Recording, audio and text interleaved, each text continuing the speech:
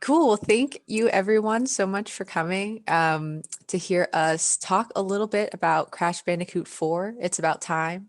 I am Rylee Shumway, as you can see in my little name, an associate producer over at Activision. And I had the wonderful pleasure of working with the folks over at Toys for Bob on Crash 4. We've got a couple of them here with us today, along with our amazing voiceover director on the project. Do you all want to introduce yourselves? Sure. Take it away, Lou. Yeah. Hi, I'm Lou Studdert. I'm the creative producer at Toys for Bob, and I got to work on Crash Bandicoot 4. Yay! And I'm Andy Salvo. I'm the cinematic director at Toys for Bob, and I also got to work on Crash 4 and make all the cinematics. Yay! Yay! Yeah. And I'm Amanda Wyatt. I do not work at Toys for Bob. It's a shame. Shame. I know. I'd love to move up there. I am an independent voice director, but I've worked with Toys for Bob. I don't know how many games have we done now. A lot. 3, Quite a 4, lot. 5. Anyway, I chalk my experience with Toys for Bob up to very grateful because they're actually video games that my kids can play versus everything else that I do. So I always say that when they call, I get like an entry pass to heaven still. The rest is questionable. We try. Yeah. There's Toys for Bob is what's keeping the pearly gates open for me. Don't go away, guys, because yeah. Do our best. We'll do our best. The wholesome studio. Yeah. Amazing. Well, hello. Thank you. Thank all of you also for coming and being here with us. I guess we'll just hop right in and talk about Crash. You all had a pretty unique challenge with Crash, wanting to make a true sequel to the original trilogy.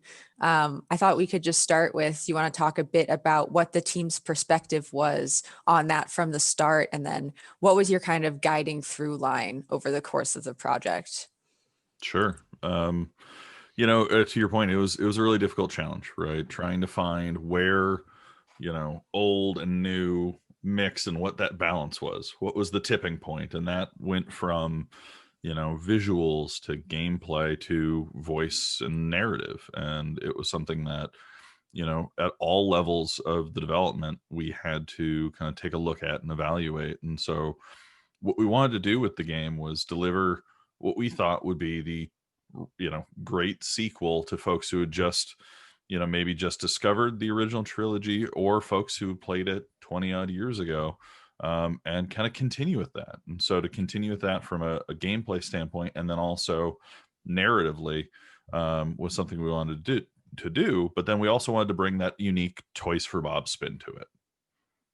So Yeah, and narratively, we basically wanted to break it back down to the original thing that the original Crash trilogy did.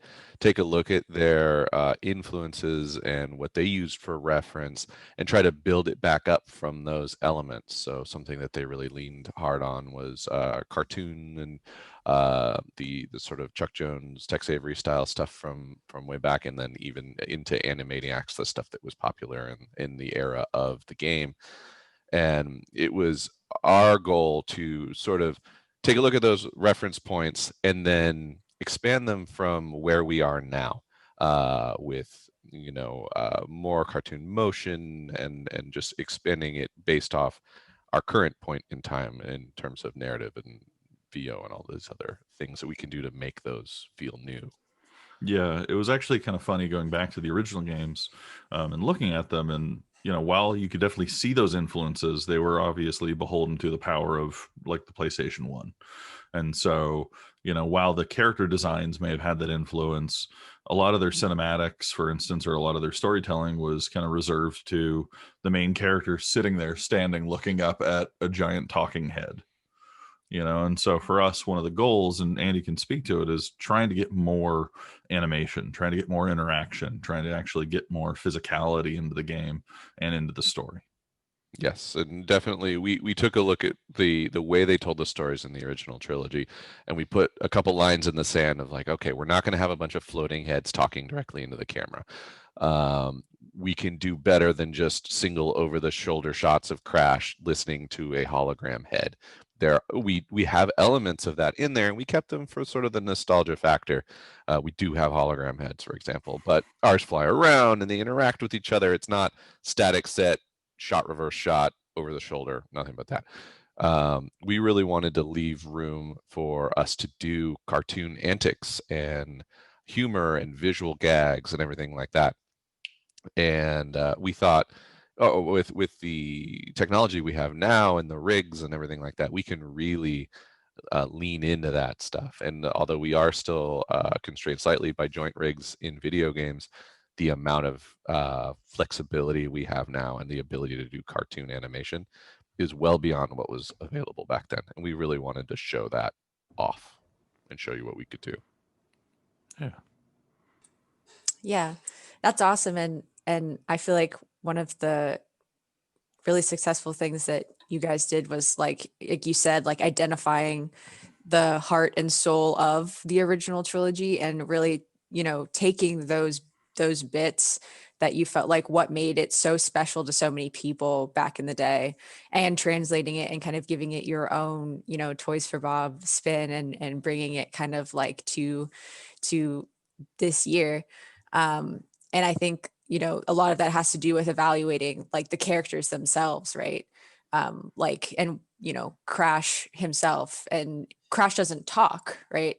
But so many people have so many specific opinions about who he is as a character. Like, how did you go about navigating that and kind of bringing him to life authentically in a way that, served his past, but also kind of give it your own twist? It was so hard. Sure, it was not simple. No, we had many an argument of, how much agency does Crash have? How intelligent is he? Does he, is he really kind of dumb? Is he, actually really, a go-getter? He just, doesn't actually talk, or all these different things, so many different references, so many different things. And I think one of the things that we kind of ended up with is that he's kind of like a golden retriever in the shoes of Bugs Bunny. And that he's very eager, he's very earnest, but he's just, it's just kind of go forward, go ahead. But trying to find that was so much like of a constant conversation, because you'd get someone going, no, he's, got a bit of that Indiana Jones flair of, improvisation. It's like, yeah, but it's kind of coming from a place of, lightness, and it was so difficult. And so we spent so much time, looking at the original games, looking at the sequels, looking at just what he could do and what amount of agency. And then we actually had a lot of really hard conversations of, how do you have a character in a sea of characters that can talk still feel like the main character and not feel like his not feel like his own sidekick, and so there was these conversations we had where it's like, well, what if he like pantomimed or made Chewbacca noises and Coco ended up translating or things like that. And thankfully, better minds prevailed. And, Andy was great to point out, what's the problem with pantomiming or Chewbacca voices, Andy? Well, one of the things we always worry about when we make cinematics is how many of them are there, because it's an incredible amount of work. Animation, it's not just on sound, it's on everything. And story and everything always tends to happen a little later than we'd like it to. So it's constantly a crunch to get everything done that we need to get done. And we had over a half hour of cinematics in this game, and that's a good amount, especially at the quality that we were shooting for. But in terms of Crash making Chewbacca noises or pantomiming, you still need to translate all those things. So every shot just doubles in length, because Crash is going to do something with his hands and then Coco's going to translate it.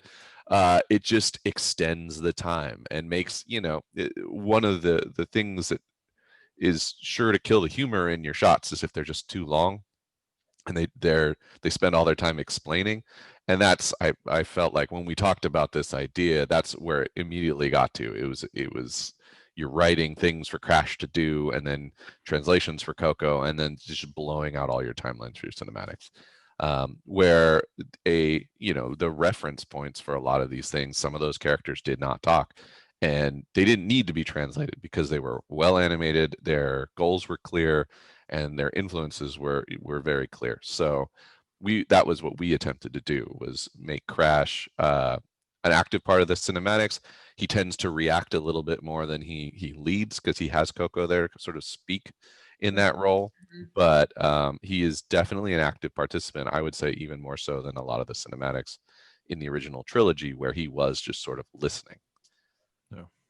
Yeah, his expressions do a phenomenal job of just relaying, the intent and what it is he needs to do, or reactions to being scared or nervous. Or I mean, you guys did a phenomenal job with that. And then there's little tiny emotes that we added here and there to kind of plus that up a little bit. But I think I find my son like laughing out loud at him at Crash. So That's the definitely the goal. Dividends. Yeah. And the little bits of audio that come in to support Crash's actions and emotions, because a lot of those things we'll write them down if we have a really strong sense of what we want him to do in a scene.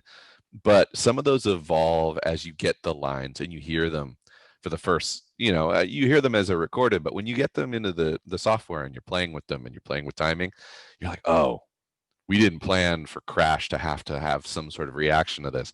What do we have that kind of fits? Like, what can the animators come up with that's funny? Do we have audio that supports it? So it becomes this really interesting back and forth after we've recorded most of the audio, where we need to find the things that you can plus the humor and the funny. And that's one of the places I think we were successful on Crash.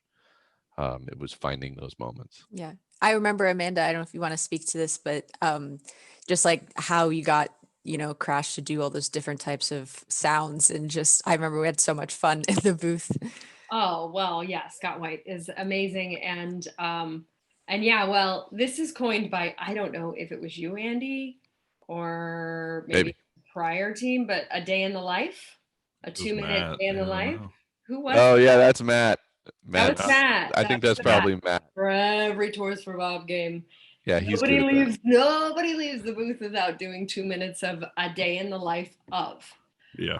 So we'll have, our scripted reactions that we want. And of course we had those for Crash because there wasn't any, verbal narration, but the 2-minute day in a life covers the gamut. And, I just talk them through if Crash is doing yoga, if Crash is doing this, and who knows what that where that'll land with Andy. But I feel like I'm hoping, Andy, that those are they always land bag that you go to of like that'll work, especially for a character like Crash. Well, especially late in a game, as we are filling out cinematics, a lot of times our storyboards will have a lot of ideas in them and a lot of humor.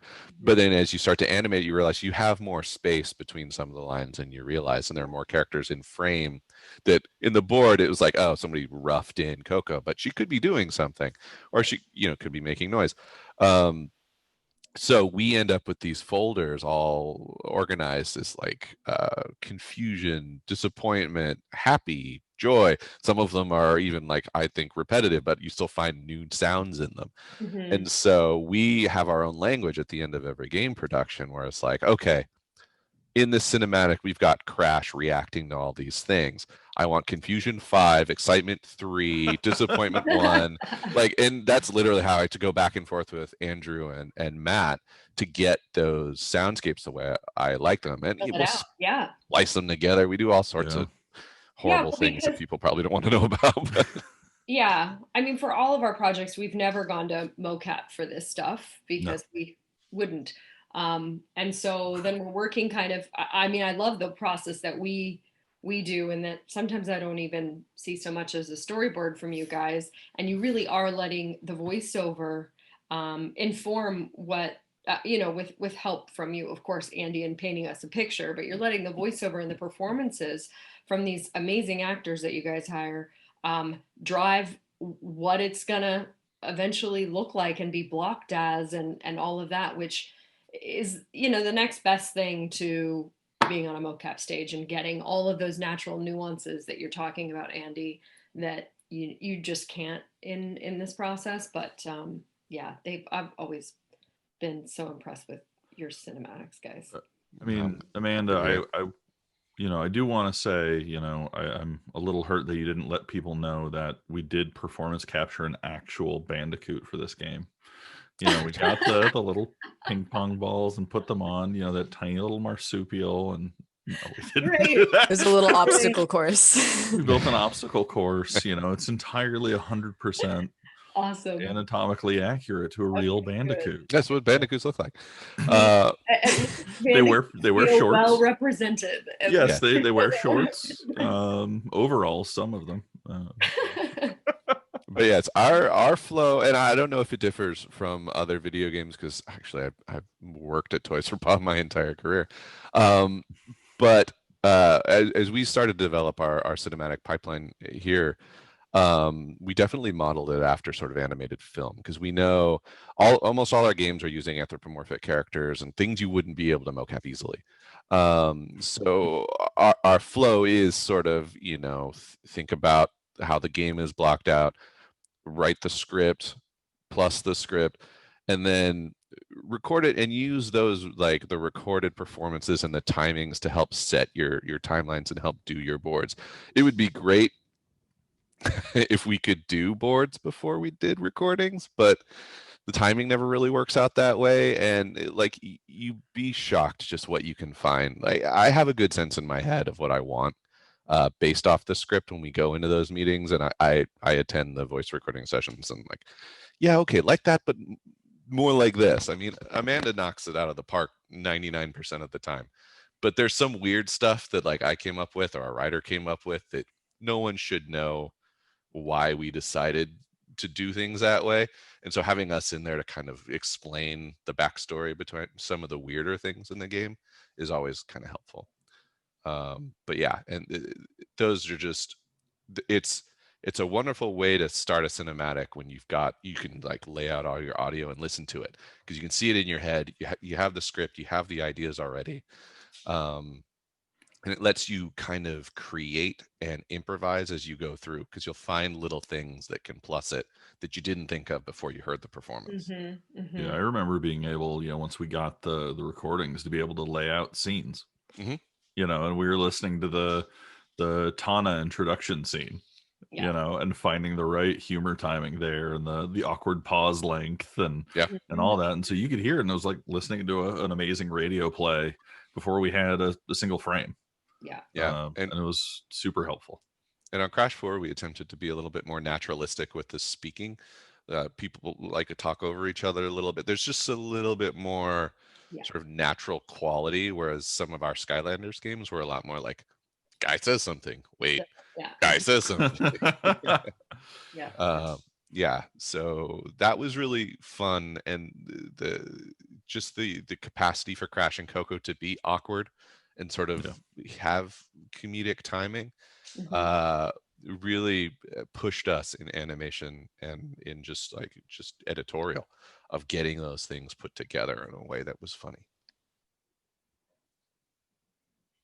Well, that might be a good segue then into our next topic, because Crash isn't alone here. Has a full cast of supporting characters, and as you mentioned, like, given that he doesn't talk, there's got to be some other people talking too. He can't do it alone. So I have Coco, Andy, like you just mentioned. I know that it was something that was really important to you guys at Toys for Bob to make sure that she had kind of a bigger role in the story, and that Crash and Coco kind of felt more like partners.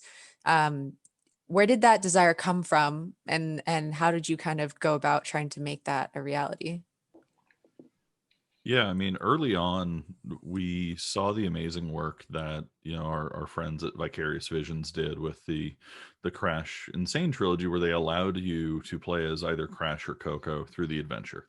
It was something that came in later sequels, that they then kind of brought into the fold. And when we started thinking about how we wanted to introduce that, the way that that was handled, obviously through it being a reverent remake, was it was kind of like the character just swapped out. And again, they weren't really active participants. And so for us, we kind of took almost the idea, of like a JRPG, right? Where it's like Mhm. whoever you're playing as, Final Fantasy. you're Brother. actually, yeah, exactly. It's Final Fantasy. It's a party, right? And so you're actually always playing as, an avatar representing a group. And so what we wanted to do was, yes, you can play as either one at any time, but when you get to the scene, we're not choosing, oh, it's a cinematic with Crash, even though you played as Coco, or it's a cinematic only with Coco and Crash isn't there, because they have such different acting styles and information that they can provide. And so we made this decision that, we want all of them there. We want them both there. They're actually traveling as a unit. They're traveling as, a brother and sister pair. And so we actually, from the very beginning, made that call of, we want them to be on equal footing. She is, equal heading in the story. She's in all of the scenes that he is. And depending on kind of the game you want to play, maybe she's the star and Crash is the sidekick, or Mhm. Crash is the star and she's there to help be a sounding board. And so, we made that decision very early on that there would be no kind of concessions to her as a character. She was not a lesser than. Yeah. Yes. Well, one thing I noticed too, guys, when I started reading through the scripts is that she, um, like you said, was as present as he was, but for as zany as Crash can be, and goofy and silly, and all of that, like the description of Bugs Bunny is, yeah, great. Um, she doesn't. She didn't like admonish him at any point in time, and that's something that like really people kind of fall into, and start to, well, then she's got to be the bossy one if she's the, and she's not. It was just like equal footing all the way through the game, for them. And yeah, it was well done. Yeah, she's not above rolling her eyes at him for sure. 'Cause No, but really that do, was but that was yeah, about it. It was like sisterly, Yeah. brotherly kind of, little tiny jabs, but yeah, not you're a buffoon, I'm gonna do, it better than you or anything like that. It was just, yeah, really well yeah. done. And that was definitely our goal, was to put them on equal footing. And it's difficult when Coco can talk, because it Yeah. does leave her with sort of an expositional weight to carry that Crash Yeah. can't exactly do. Hmm. But that was a very tight line that we walked. We wanted to make sure she had time to sort of still be, supportive of the way that Crash is, and be silly herself. Hmm. Um, and yeah, she also, I think, carries a bit more of the emotional core of the story than Crash does, because she is more just with it, in general. And she and Tana had more of the sort of story arc along as things went. Um, but yeah, she was a lot of fun to work with, and definitely difficult for us to do. She was probably the one we had the most trouble nailing down in scenes, just because she had to carry so much water in different areas. But she was a lot of fun, and Eden did a really wonderful job with her voice. I loved her performances. She really jumped out when we heard her voice. Yeah, Yeah. I think that was one of the other things is, you mentioned it earlier, a more naturalistic performance and trying to get her, slightly aged up, Yeah, just a little. Mhm. just a little, just to give her more, um, not personality, but like realism slightly, compared to going completely cartoony. I think that was part of it, was to be able to show that range and to be able to have her be, yeah, simultaneously her own character and handling of exposition. Yeah. um so yeah, it was a tough balance to find. Yeah, and I'd love to, now that we've established kind of how she functions. It would be great to move forward with her, and bring some more of the silliness back into her, because she struck me as just along for the ride with Crash at all times. And although he's more like physically silly and pratfally, I think she slides really well into that too. And they could just be there together, because they are fun that way.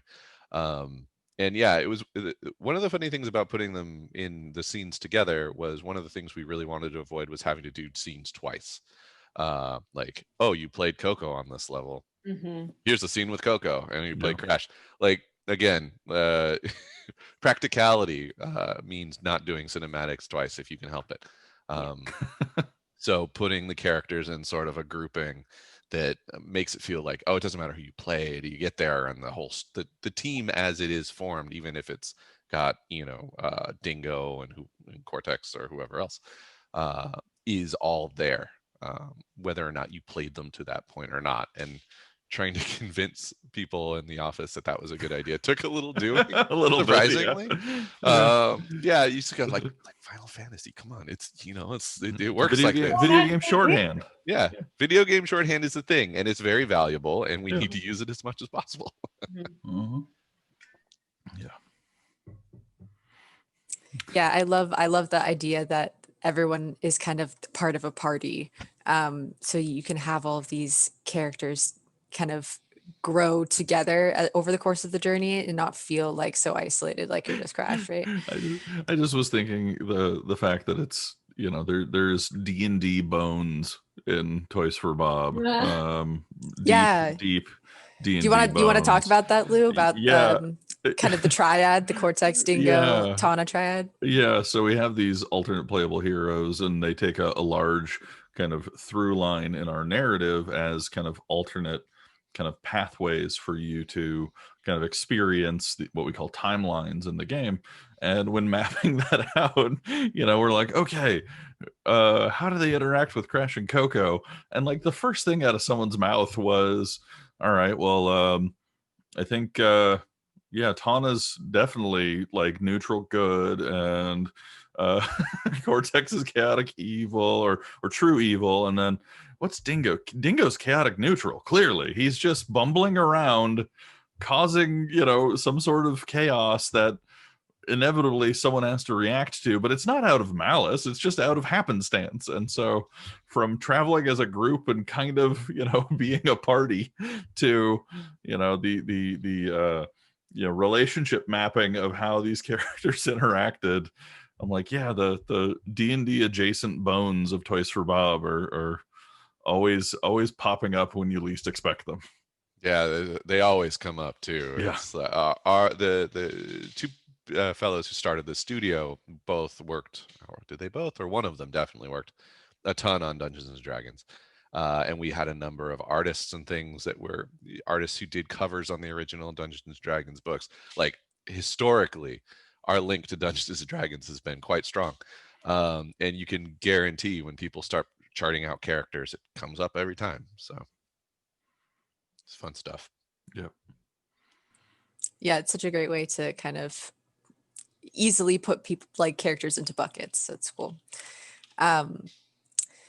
Speaking of Coco, her main relationship in the game, other than Crash, is with Tana, who also kind of has had this revival in a sense. Originally in the first game, and this is kind of the first time she's come back in the main series. You want to talk a little bit about your approach to bringing Tana back into the main game and how you went about that? Sure. One of the things that was interesting about Tana is, to your point, she remains a known character throughout the series, and yet really was only in the first game. She was sadly like the literal trophy or damsel in distress that was constantly being rescued throughout the course of Crash 1. But then in Crash 2 and Crash Warped, she kind of just evaporates. There's some references to her like being a picture on Crash's mantelpiece, but she just kind of goes off on her own. And so when we were kind of charting the characters that we wanted to bring back and the kind of narratives we wanted to tell, this kind of interesting question of, well, what about Tana kind of came up. Again, I mentioned the great teams at Vicarious Visions, and also our friends at Beanox. Each kind of looked at kind of this artifact of who Tana was from the 90s and kind of tried to revitalize that character. but they were still kind of beholden to a bit of that past, right? Because they were remaking these games. And so Vicarious gave her a lot more agency in kind of her intro in Crash Insane Trilogy, and Beanox even went further, making her a really cool DLC or kind of an expansion character for CTR. But for us, we kind of wanted to look at what are the things that could have happened in that time that has passed. And now that we're playing with multiple dimensions in this game, what does that mean for this character, and what would that experience that Crash and Coco have of her disappearing kind of happened if it was happening to her, where Crash and Coco and her universe had kind of disappeared. And so we spent a lot of time kind of figuring out the through line of that character and trying to both be reverent to who she was, but also give her a voice for the first time. Because while she was there, she was really just, more of a symbol than a character. And so we spent a lot of time trying to find her arc and kind of envision what happened in her dimension, and set that up in a unique kind of parallel running path to the events that happen with our Crash and Coco, and kind of jumble that up as far as this multi-dimensional tale is being told. Yeah, she was. Oh, go ahead, Amanda. Really You quick, first. Shout out to Julia Schofling, who's on the line as well, for the casting on that, because we talked about this last week, that Ursula, I'm gonna Turanian. Something like Tahirian? Tahirian. Yeah. Tahirian. Sorry, Ursula. She was phenomenal. I don't think that. I mean, I always get nervous when people come in that don't have a ton of video game credits or that I haven't worked with before. And man, she was so excited. And I think her fresh perspective on everything was just great. So thank you, Julia, for such an amazing cast. That's all. Yay, Julia. Julia. Yay, Ursula. Yeah, no, she was great to work with. She was one of the ones that we all went in when we started listening to the different casting calls, had a lot of different takes. I think she was probably the most divisive.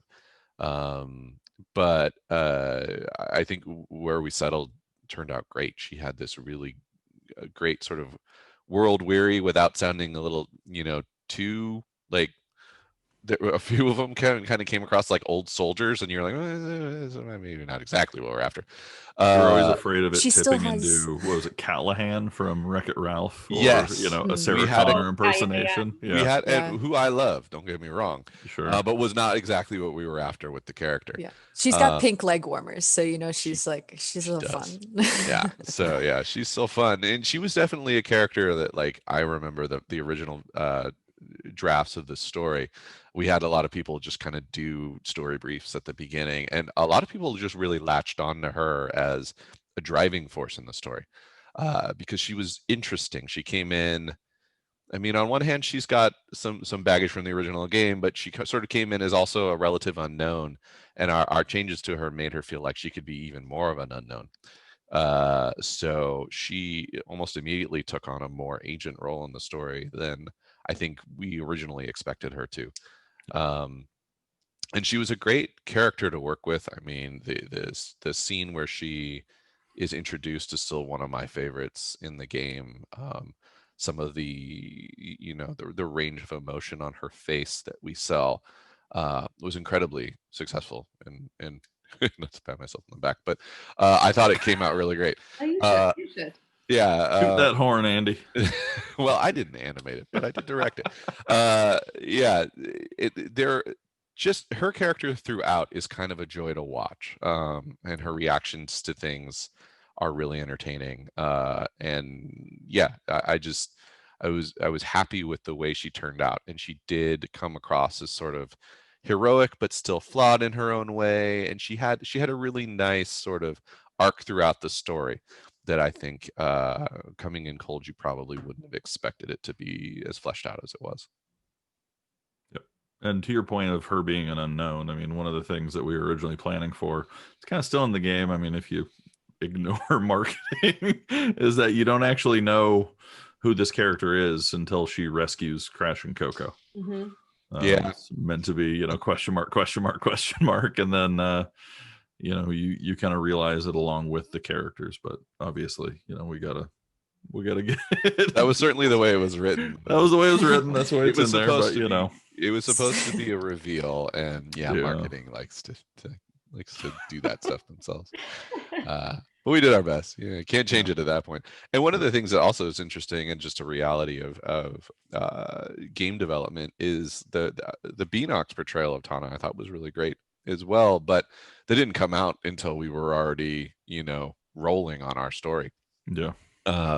So it's one of those things, you see something that somebody else has done that's really fun, and you're like, oh, well, we can't, it's too early to integrate any of that in what we're doing. But it's always interesting to see how different people treat the characters. Yep. Yeah. I guess to that point, like, Amanda, we had you were our director for CTR for Beanox's take on kind of Crash. So you've worked with like a lot of these characters before, Cortex in the booth. And what was that like? Do you have a perspective on directing for a new game with these kind of, the same familiar characters, but this a little bit of a new spin on them versus, working with characters from a remaster perspective? Yeah.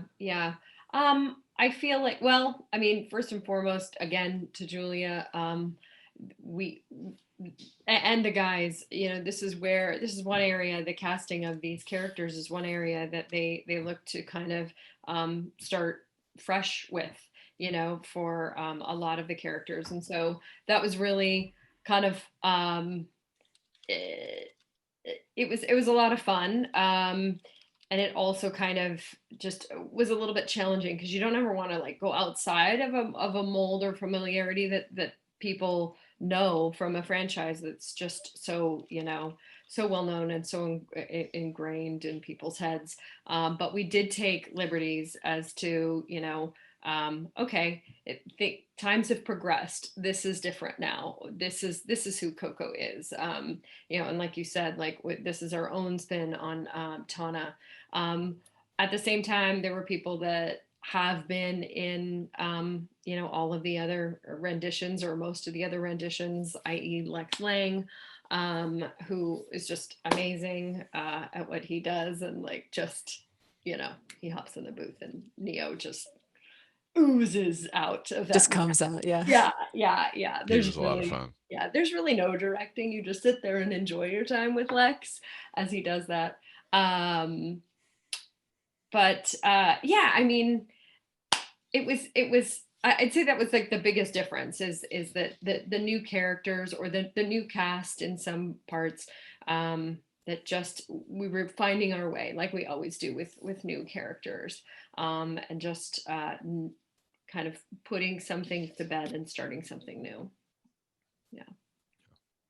I mean, I remember on the CTR recording, having to match specific cadence and timing to certain lines, because there was, yes. 20 years of fan expectations, right? Where it's like, hey, I remember how, Cortex would yell when he hit you with a rocket as he went by you, because it was like, the trophy is mine, or something like that. The pitch wasn't quite the same. And it's one of those things where I forgot about that, actually. Yeah, and Spyro was like that too. Yeah. It was like, we got to get this line just right. Yeah, what's the trouble with the trolley?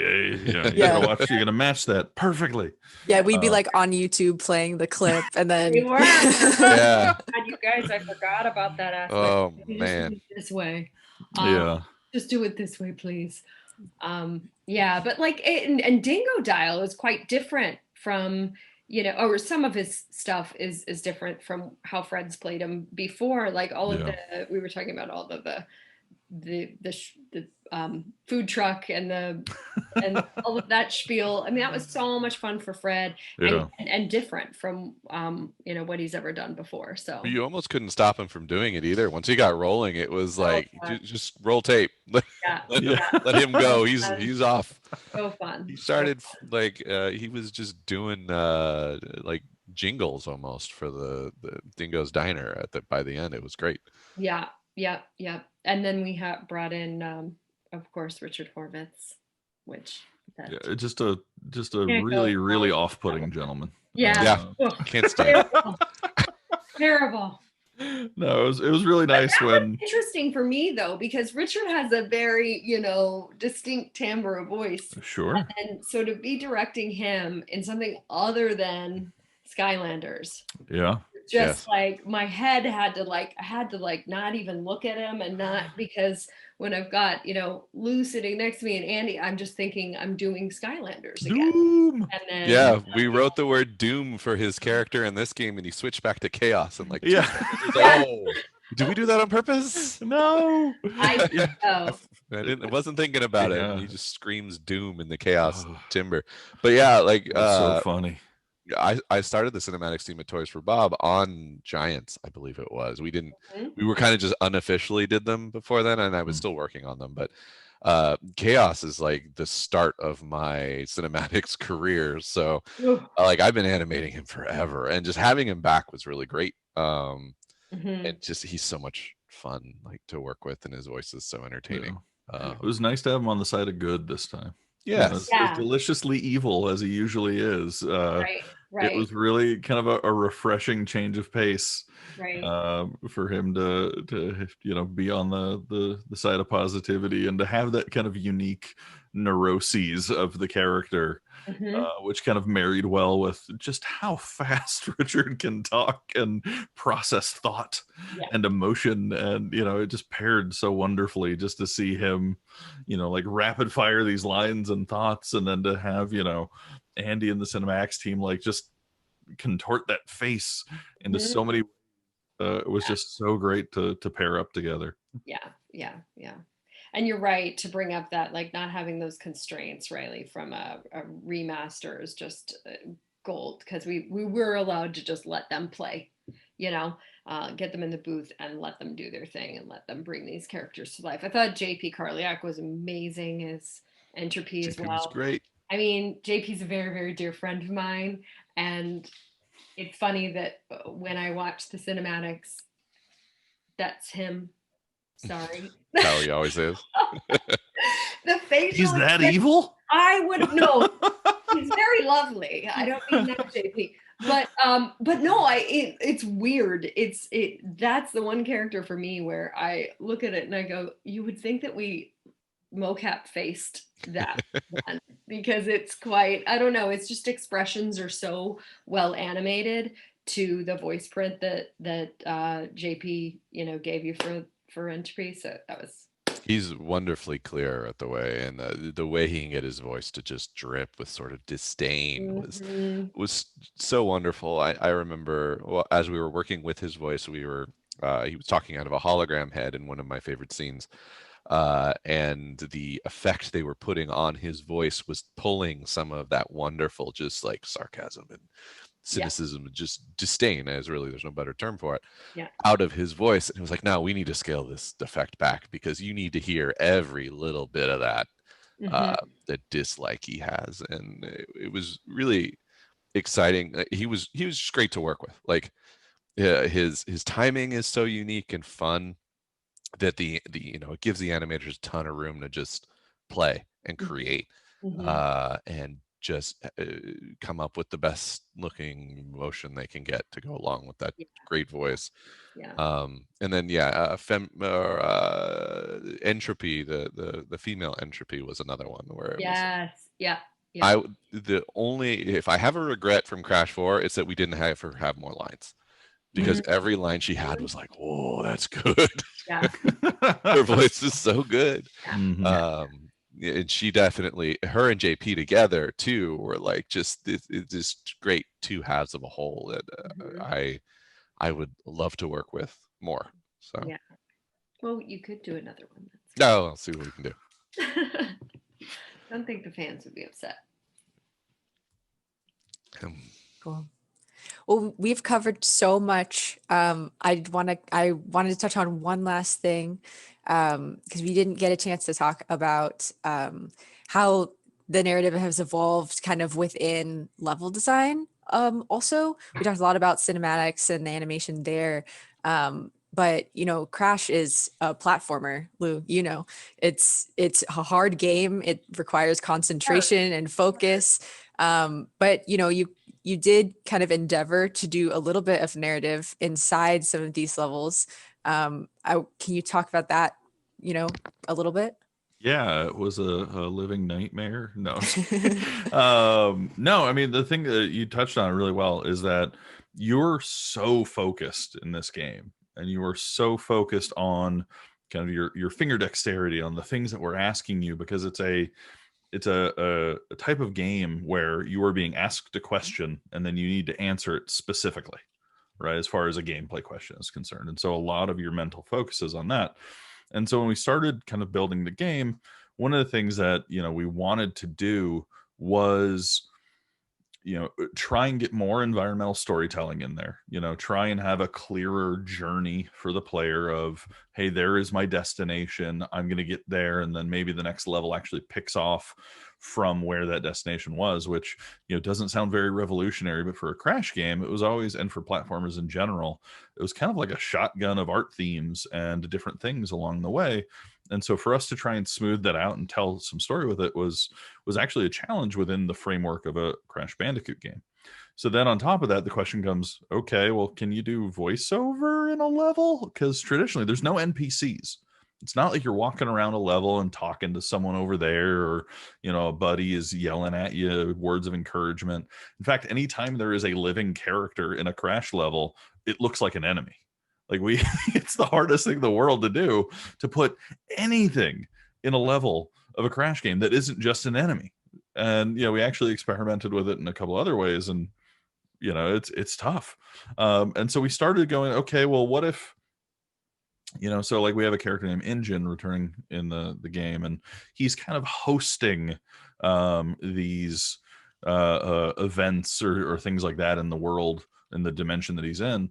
And so then the idea came up of, okay, well, he's speaking through loudspeakers, right? And so it's kind of simultaneously background noise and humor if you're paying attention to it, but it's not essential dialogue. It's not something that would stop gameplay. You're not really going to stop and listen to it unless you really want to. And in fact, we actually made them interactable, so you can spin them and break them and turn them off if it was really bothersome. And so we kind of experimented with that, because the more we found that we layered in audio, the more problematic it became for, if you died, you had to repeat, and then you'd get audio fatigue of hearing the half of a sentence before you died again and again and again. And so trying to find those brief moments where we knew players were less likely to die, putting in, different kind of just code decisions of, hey, this line is happening in a busy area, we're not going to repeat it if you die, because we don't want players to get that fatigue, was a real decision, and a real thing that we had to figure out. For instance, we have these quantum masks in the game that would come in and talk, or would come in and you equip them and you get to play with them. And in the previous games, Aku Aku would just have an audio blurb, say "Boogaba," and then be spawned in. And we wanted to see if we could get more life and more flavor out of these masks when they spawned in. And so when we first did it, we actually had Scratch VO. Actually, I think it was me and Sue on Andy's team doing VO for these masks. And within like an hour, someone was like, "Please turn it off, please." Please no, because they would die, and then these characters would just talk, and they would talk and talk, and it just became too much. And so what we ended up doing, was really focus on kind of those bite-sized moments and those areas where players had those brief moments of respite to kind of bring those life in. And then kind of where we succeeded, I think, the most is in what we call these flashback levels, where they're kind of these 2D puzzle rooms where Cortex and the other scientists are talking at Crash as they're observing him, or Coco, into these kind of puzzle areas. And so trying to build those levels with a safe area at the start, a checkpoint area in the middle, and then kind of a safer end area. We purposely built those to try to allow those VO lines to be able to trigger. So it's an interesting game because it's nonstop. It's a constant, thing that you're playing through, and you're breaking crates and making noise. You're jumping and making noise. Enemies are coming at you and making noise. And because of all of that activity, it's tough to layer in VO. And so it was really interesting to see where we succeeded and what attempts we made that frankly just didn't work. Yeah, we originally in the sort of narrative structure, we talked about having sort of levels that built to climaxes and then came down and things like that, and actually trying to insert cinematics within the level flow, which was a very divisive idea. And even for myself, who likes to make cinematics, I was like, I don't think these levels need story in the middle, because Crash has a flow to it. You get going, and anything that stops you, especially something you weren't expecting, is not generally a good thing. And so by the time we got near ship, we had pulled almost every single one of the instances of a cinematic within a level out, and we left. The only ones that survived were the ones that are in sort of the tutorializing as you go into the game, to try to develop sort of a narrative flow for those to set you up for the story. And then we pulled back and got out of that business as quickly as possible, because the levels really they don't need a ton of narrative to get you going. They are a bit of a shotgun of different art styles, but they were presented in a way where the story ties them together. And the important thing is the mechanics of playing it and how good it feels to play them. So sliding a bunch of extra story in there is not something that is not something we figured out how to do effectively, certainly. Well, wonderful. We're about running out of time. Do you guys have any kind of final thoughts before we wrap up, and then maybe see if any of the wonderful folks we have listening have any questions? No, I mean, I think the only wrap up I had is that this was a dream game to work on, and I'm glad we were able to pull it off somewhat. It's tough to look at 20 plus years of expectations and climb that hill, but I think from a gameplay standpoint, to a narrative standpoint, to a voice standpoint, to a cinematic standpoint, it was something that was a challenge, but was an absolute joy to work on. And I think what we ended up with is something that we as a team are immensely proud of. I don't want to speak to Andy, but hopefully he's proud of. If not, I will pat your back, sir, because they turned out really well. No, I'm very proud of what we were able to pull off in terms of cartoon animation in games. I think we're doing our best to set a high watermark for that sort of thing. And Toys for Bob has always taken a ton of pride in their animation quality and doing cartoon animation in sort of an old school way that's fun and amusing and entertaining to watch. And I thought that Crash was a great example of what we like to share with people. So I was very proud of the way things came out. Yeah. Well, and you guys should be proud because the community sort of responded to that today with your nomination of Best Family Game. So Yay! Nominated for the Game Awards. Please vote. Yes, Yeah. please vote, guys. Yeah. And just a special shout out to Amanda as well. One of the kind of unseen things, there's always some elements of making a video game that if it goes right, you don't notice. And I think voiceover direction counts as that. And every game we work on, the first thing we do is try and call Amanda Wyatt, because dear God, she's amazing. So thank you Is so Amanda much. Free is definitely like Yes. sentence one. Yeah. When is Amanda free? Yeah. Do we have to wait to write the story till Amanda's free? Can we schedule around Amanda? So honestly, like, You make her blush. Yeah, but thank you. And it's always been a key element of these games is Amanda's direction. Been an honor, yeah, definitely. And the talent and all the thank you and Talent's all fantastic. the talent is just, this cast was amazing. I mean, Corey Burton, Fred Tatasciore, you name it, like Richard Horvitz, it was Roger Craig Smith. Wow.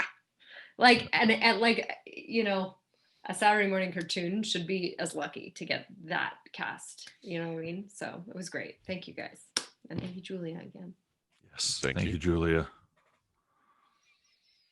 So do we have any questions? Yay. Yeah, do Yeah. we have any questions? Questions. Let's see.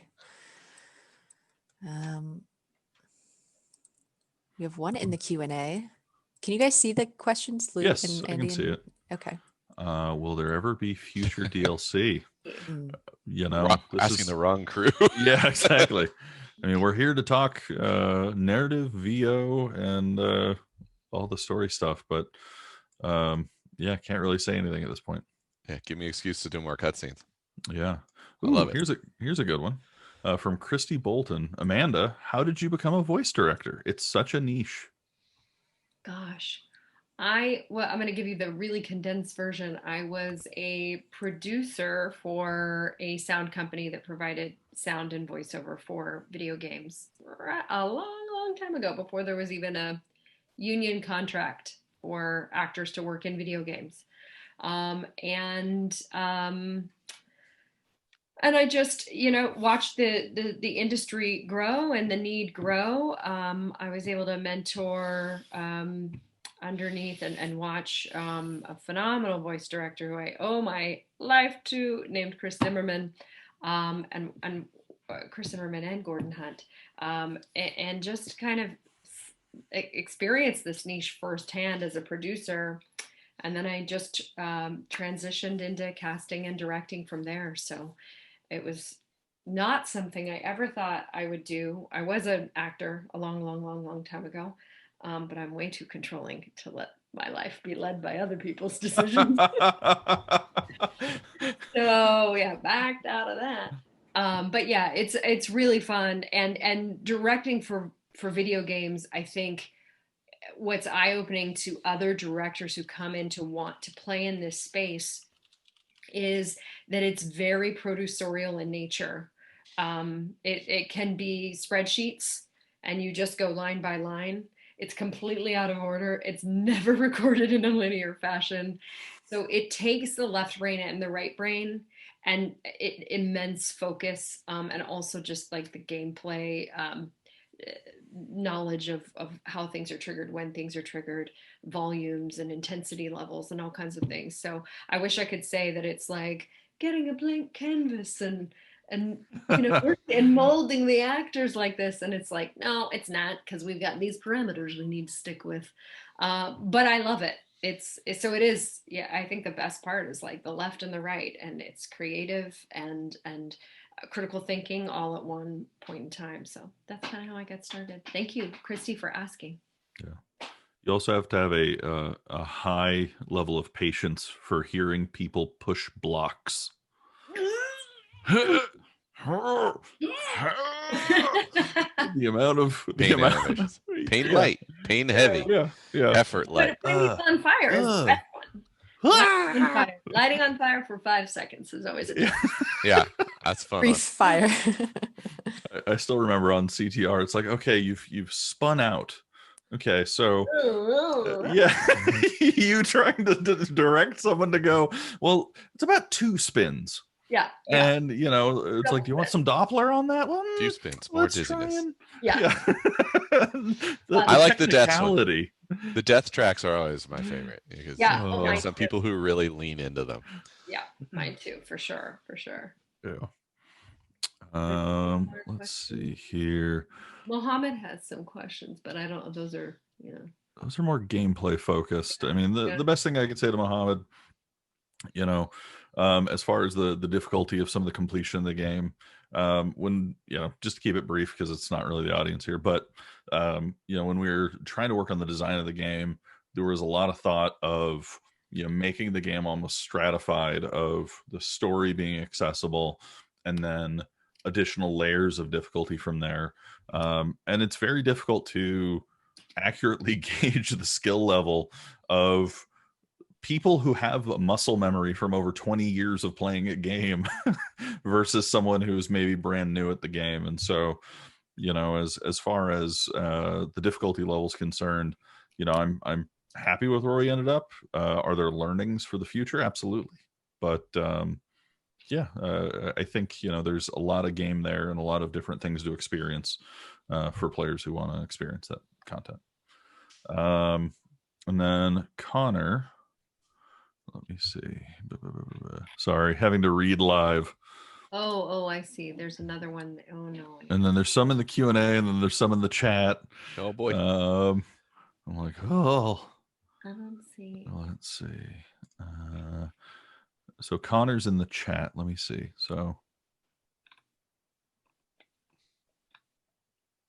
So you touched upon matching sound cues or catchphrases in voiceover, but when it comes to these legacy characters with different actors on different projects, how much do you try to have them match the sound of a previous actor / established character sound versus their own take? Compare Lex Lang voicing Cortex consecutively for many years versus Engine or Entropy, having maybe different people depending on the game. Thanks for your time and your insight. That's a great question. I think that, even when it went out to casting, this was its own thing. This was not, this is bring your vision of this person to the table. And I think that's evident in the casting too, that, they might touch on how they sounded before, but we didn't really box anyone in. As far as I recall, guys, we didn't really say, well, so-and-so sounded like this. Could we skewer, if I remember, Julia, we did have callbacks for some of these roles, maybe one or two of them. And it was just based on, noodling what their performance was, that they submitted on their first audition, then trying to make them sound like someone before. I think that we wanted, unless it was a recurring character that was being, voiced by the previous actor, then of course we kind of went back to the ref that we had for, with Fred for Dingo Dial on CTR. I think was the most recent thing he was it Dingo Dial on CTR? I want to say. Yes. Yes. There's a bit of also changing of tone, for the game. Yeah, itself. exactly. I mean, from it being the original trilogy was very call and response of, someone just talking and then someone listening.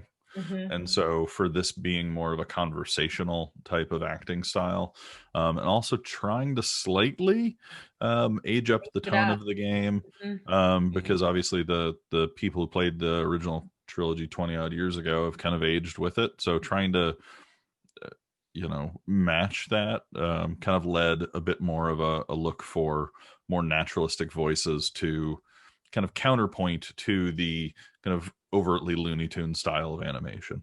Mm-hmm. Yeah, and in terms of, we went through and watched all the cinematics and listened to all the characters from the original games, and so that kind of colors our take on things as we select people to play the roles. It doesn't necessarily make them play the roles differently, but we do go in with a sense of what they sounded like.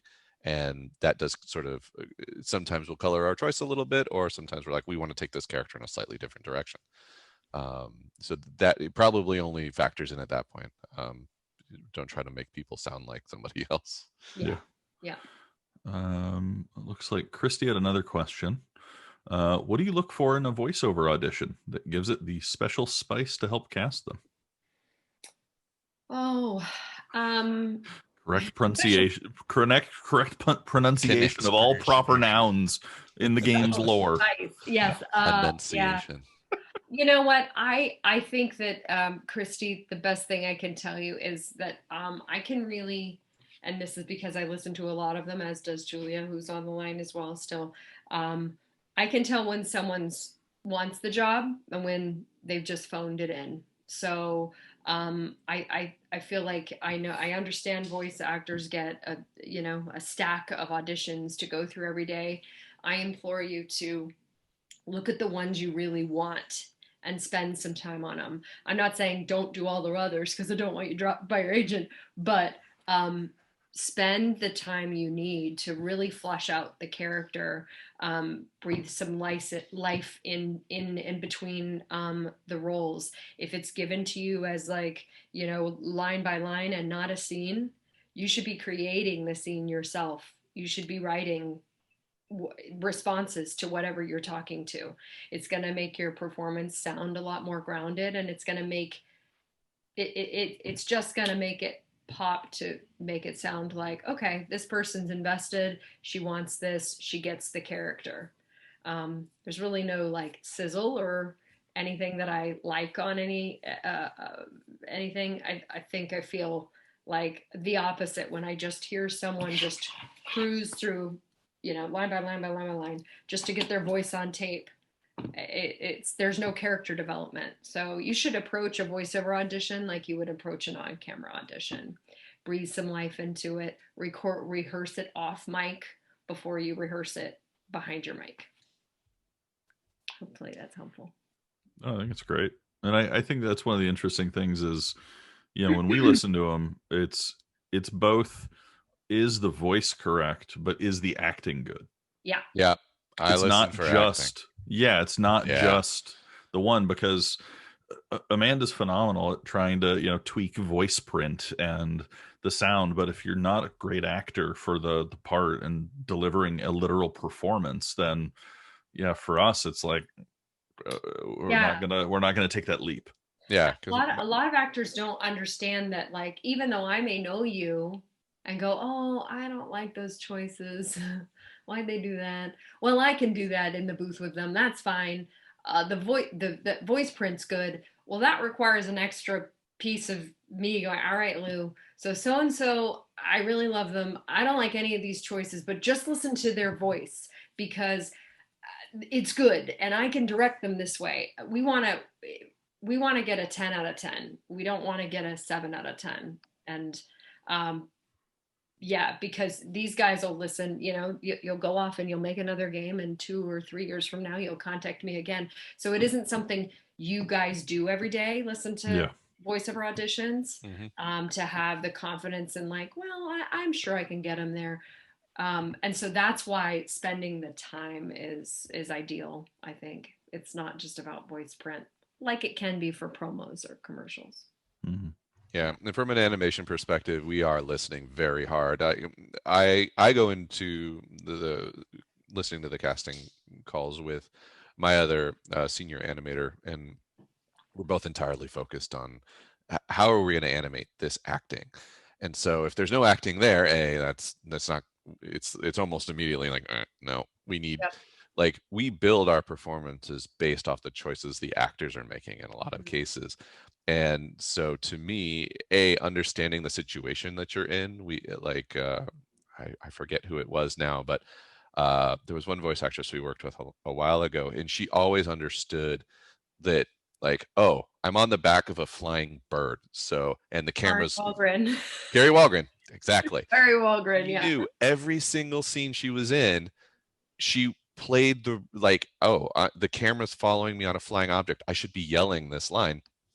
And it was shocking because she didn't have storyboards for a lot of those things. I mean, there were liner notes on the script, but she correctly interpreted every like physical space she was going to be in her performances, and it made it so much better to work with. Yeah.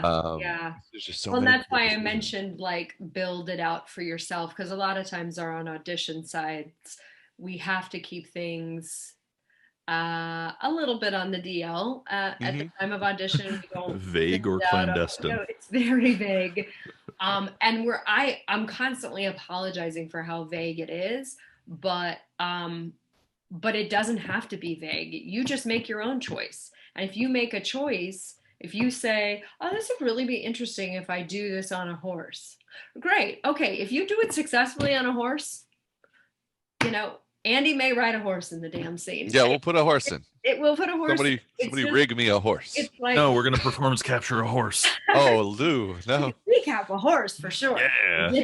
Work from home PCAP of horses. Got it. Yeah. Anyway, I can go on and on about this. That's great. All right, so I think we're getting pretty close on time. There's two last questions for Mohammed. I think I can briefly answer those, and then I think we'll wrap it up from there. Does that sound good? Yeah. All right. So, at the end of the game, we made an early version of Cortex from 1996. Were there ever any plans to give him a unique voice reminiscent of Brendan O'Brien or Clancy Brown's performances? So we actually talked a little bit about this very, very briefly before wanting to just continue the through line of Lex.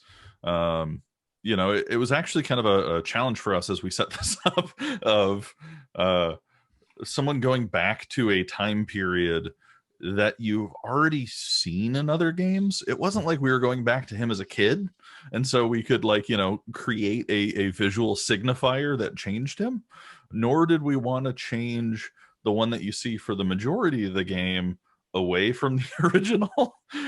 So it was actually pretty difficult. And so what it actually came down to, I think, Andy, we were talking about this, is that it was largely in direction. It was largely in kind of the experience that their characters have had prior to when we see them. Yeah. The Cortex that you play throughout the game has basically lived two lives. He lived up to the point where he got banished to the past as a baby, and then he aged up in the past to where he was before he escaped. That's actually one of the little bits of trivia. The rock in the background that has the hash marks on it is representative of the number of times that they've tried to get back to the future, not the number of years they were there, because obviously they're not 22 or 24. Yep. Which is But always it matches the like, number of years since the last. It's a lot. Yeah, it's maybe one step too complicated. We thought we were really clever. So yeah, so it's the experiences that those Cortexes, because they are exactly the same model, but we have animated them and presented them in different ways. The past Cortex, the one from the original trilogy, is still, I mean, it's before the original trilogy even kicked off. He's excited, he's enthusiastic, he's not cynical at all, he's ready to go, he's excited about making Crash. And the present day, the Cortex that you've played, is he knows everything's going to go wrong. He's cynical about the future, he's depressed. Like, there are a lot of things about his experience that weigh down on him, and we've animated them in different ways, and they treat each other in very different ways to really highlight those differences. The scene you see where they both run into each other is a really good example of that. Just the bounciness that the past Cortex has and the sort of world weariness the present Cortex has was really that we knew going in that these characters were going to look exactly the same, so we knew we had to play that up. Both in the vocal Spider-Man performance. pointing at Spider-Man. Yeah, we did have a quick frame of Spider-Man pointing at Spider-Man. We knew we needed to play that up in animation, and so we definitely leaned in hard to doing that, to try to separate those two characters, even though they are the same person, as two people who have lived different lives, or an extended life. I guess the older you get, the more cynical you get, and present day Cortex is pretty old. Yeah.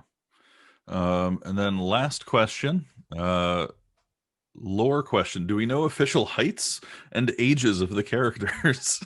I feel like heights. Yeah. Oh no. Yeah. Scale is the worst thing in video games. Yeah. I feel like this always differed from game to game a majority of the time. There's never been a time where this has been officially settled on. That will not be settled on here. I apologize. No, ever. By anybody. Like, how tall a door is in video games is this knockdown, drag out fight every time. Because, like, well, who's walking through it? Is it the gameplay version or is it the cinematic version? Like, if it seems like sizes are changing a little bit, like, we were consistent within the cinematics of how tall our characters were relative to each other, but based on the sets, like, you will occasionally go, well, there's a dinosaur egg they're supposed to look in, and it's twice as tall as Crash. So that's going to be a problem. So there are a lot of times where you're like, well, we need to bring up scale on everybody 50%. Like, just the sets and everything, they're built to be looked at from certain angles. Yeah. And cinematic camera brings it down, puts it at head level, and now you realize, everybody's short. Yeah. Oh God, Dingo Dial's trailer. Do you remember Dingo Dial's trailer? I do. The first version of Dingo Dial's trailer was in level, and it made Dingo look like he was this big because He the could- couch, he could bounce on his couch. Yeah, the couch was bigger than 3 Dingo. hops. Yeah, Yep. you can jump on it. And so we're like, it's so tough to tell because you're like, is that just a Dingo Dial sized couch, or is he really tiny? And it's such a balancing act when making video games because you're creating everything from whole cloth. It's not like they exist in our world or they exist in reality for you to go, all right, put them in a lineup. They're okay. Crash, he's 5'1 3/4. Yeah, You know, we do it's try to like, do that a little bit. That's the thing. Like, yeah, but it's mostly in or- relation to themselves, and to not gameplay. necessarily. Yes, not Like necessarily crates. relation to reality. Yes, Right. exactly. Like we would measure against crates. Like Crash is 2 crates high. You know, I think Tana's 3 or 2.5. I think so. I think she's 3. Yeah, and so that's kind of, it's just a video gaming development quirk. It's very difficult for us to determine that in reality because, to Andy's point, where you point a camera, the depth of field, the, you know, the lens you're using, all these things change everything. So I will just say, compare them against each other. Yeah. Don't Be worry. happy if it looks consistent. Yeah. Yeah, the shot we were talking about previously where Cortex runs into each other, I had a shot where Cortex, and I blocked it, one of these scenes out, and I blocked Cortex up against the wall. He's holding his gun, and the camera kind of pans across them to reveal past Cortex coming forward. And I'm looking at the scene, and it looks good in blocking, and I put it in engine, and Cortex is standing next to a power outlet, like a standard 2-gang power outlet that is this big. It goes from his chest to over his head, and the circle with the two little power ports in it is as big as his head. And I was like, okay, and like, what do we do? Do we take it to art? Do we scale up the characters? And you know, a lot of times it's a balance between all those things. But yeah, the levels are not being necessarily built to cinematic scale. So it is it's a constant struggle and pull back and forth to get those things to feel right. Yeah, don't that even no one get ever knows started about. on. Yeah, don't even get started on an overland map scale either, because that's, you know, the mini golf version. Crash is the size of a mountain. Yep. Is that real? No. Try doing cinematics there. Yeah, exactly.